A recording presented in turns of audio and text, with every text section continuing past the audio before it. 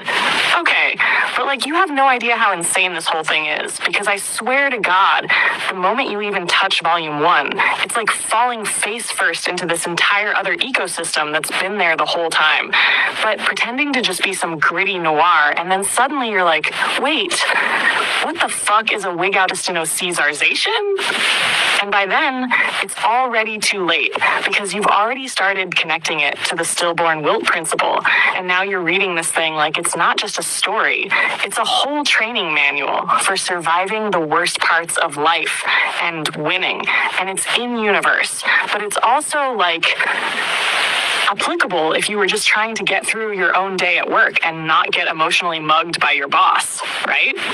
And don't even get me started on Lumiere, because I'm obsessed with him in the most unhinged way possible. Like he's this immortal, chain-smoking, shark-toothed drug lord who somehow manages to be both terrifying and awkward as hell.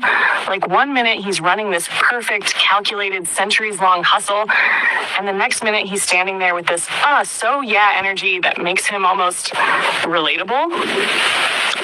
And then there's Cuthbert, who's just like dropped in from the clouds, clean cut, lethal, almost polite about the way he just dismantles an impossible hostage situation. And you know from the second he appears like, oh, this guy's gonna be trouble, but also I would follow him anywhere. But the real kicker is how all the side books are just hiding in plain sight. Like if you only read the main volume 1 text, you're getting the street level view. Gunfights, business deals, cigarette smoke curling over bloody tables. But if you start cracking open WELLSPRING's STRIVE'S Essentials, you're like, wait, why does this feel like it's talking to me right now about my actual life?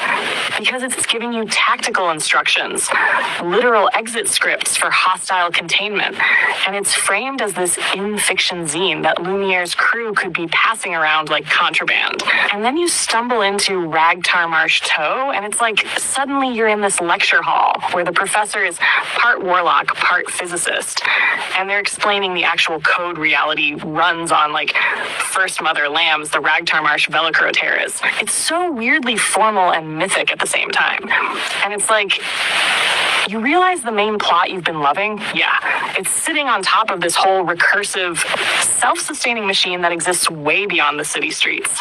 And don't even get me started on apocastasis, because holy shit, it's like, it's either the afterlife, a dream, or some metaphysical prison break, and it is brutal. Like the Crescent Beach prison scene, the bamboo maze, the cosmic humiliation by wigglers and weavers, it's the kind of surreal that feels dangerous. Like reading it might actually do something to you if you're not careful. And it still ties back to the same myth operators you've seen peeking through in the other texts. But it never says that. It just lets you figure it out, like a conspiracy wall in your own brain. And the vibe, oh my God, the vibe is just this perfect blend of we're here to fuck shit up and we've been doing this forever. Like it's grimy and gorgeous at the same time. Gunpowder and cigarette. Oh my God. Okay, but like you have no idea how insane this whole thing is, because I swear to God, the moment you even touch. Okay. So like, first of all, you know how some stories make you feel like you're just a voyeur peeking through the blinds? BFWZ is like the opposite. It's like the characters kick the door open, drag you inside, throw you a cigarette and a glass of something that burns, and you're in whether you like it or not. Like the texture of the world is so heavy, you can almost feel the grit under your nails. And oh my God, the Death Note to Doorway scene. Are you kidding me? That's the one where you realize the entire Wig Augustino Caesarization thing isn't just clever word salad, it's a real survival algorithm. You've got Lumiere in that white bright room, needles everywhere, and you know he could blow the walls off the place if he wanted, but he doesn't. He plays it dull, plays it safe, boring, which is actually lethal in its own way. And when the door finally clicks open, he's already walking before they can change their minds. That's the kind of scene that makes you feel like you're getting away with something just reading it. And the St. Wilt Doctrine? baby, that's religion.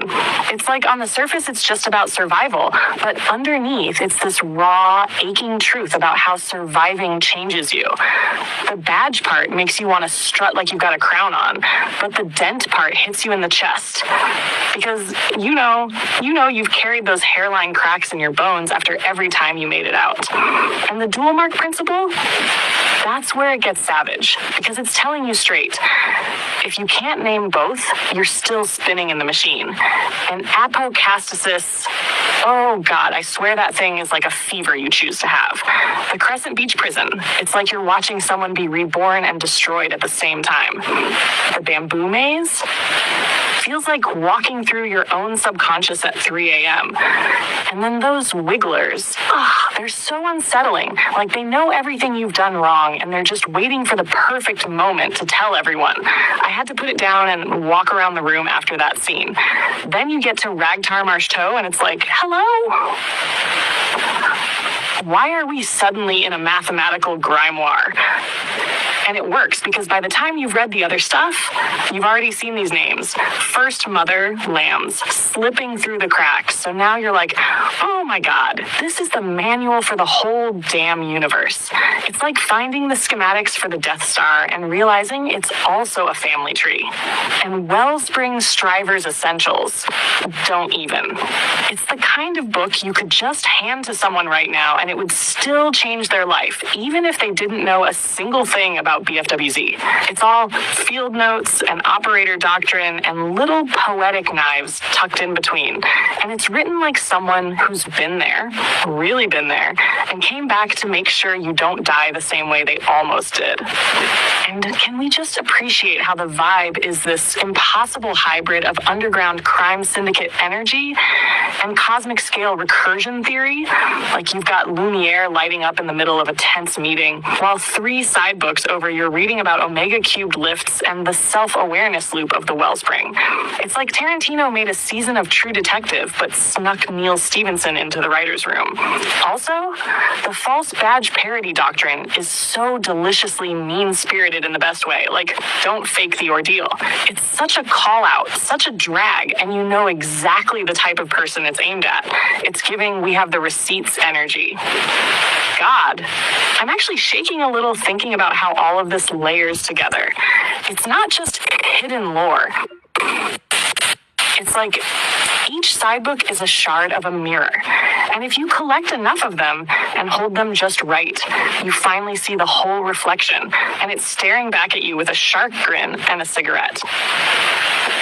Do you want me to keep rolling into like a scene-by-scene gush of my... Okay, buckle up because I am already vibrating thinking about doing this scene by scene because volume 1 is just so stacked. It's like there's no down scene, you know?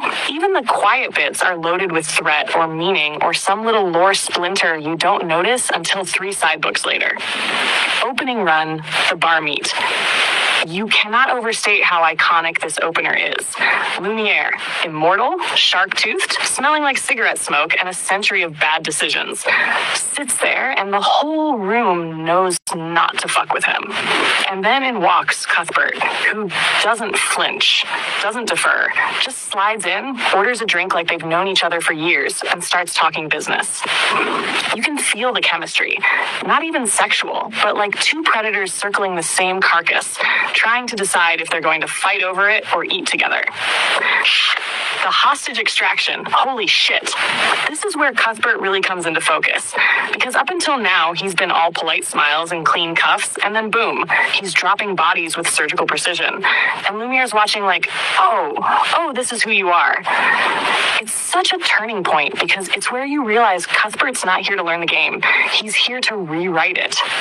And Lumiere, he likes it. The first alliance move. This little rooftop scene after a job. Low city lights, the sound of traffic way below. And Cuthbert lays out his whole, here's how we take the market pitch. And the thing is, it's not flashy. It's clean, methodical. But underneath it, you can hear the ambition screaming. And Lumiere's got this little grin, like he's already imagining the blood and the money. the stillborn wilt moment. I'm obsessed with how the tactical doctrine from WELLSPRING STRIVER'S Essentials bleeds right into the plot here. Lumiere gets picked up by cops, goons, whatever, gets dragged into the bright room, and instead of going full monster, he plays boring. You're literally watching the manual happen in real time. He tucks the wires in, keeps the answers short, passes the functional plan test. And when the door opens, he's gone before they can blink. Blink. The restraint here is almost hotter than the violence. Death Note to Doorway God. God. This scene is like the thesis statement for Wigautostenosizarzation. Lumiere knows the system wants a fumble, so he gives them nothing.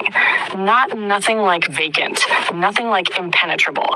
And you, as the reader, are just squirming because you want him to say something, to drop the truth bomb, but he's too smart for that. And then, bam, doors open.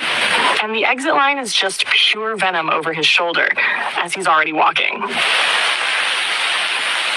First glimpse of myth layer. This is subtle, and I swear half of casual readers miss it. The first time we see a wiggler mentioned in passing in the main plot. It's just a tossed-off phrase in a bit of dream dialogue. But if you've read Apocastasis, you're screaming, because you know what that means. False badge parody call-out. Lumiere overhears someone bragging about a confinement ordeal that's clearly bullshit, and he just looks at them with this smile that's all teeth and zero warmth. You know in that moment, he's internally filing them away as irrelevant. If you've read the Doctrine, okay, buckle up, because I am already vibrating thinking about doing this scene by scene, because Volume 1 is just so stacked, it's like, there's no down scene.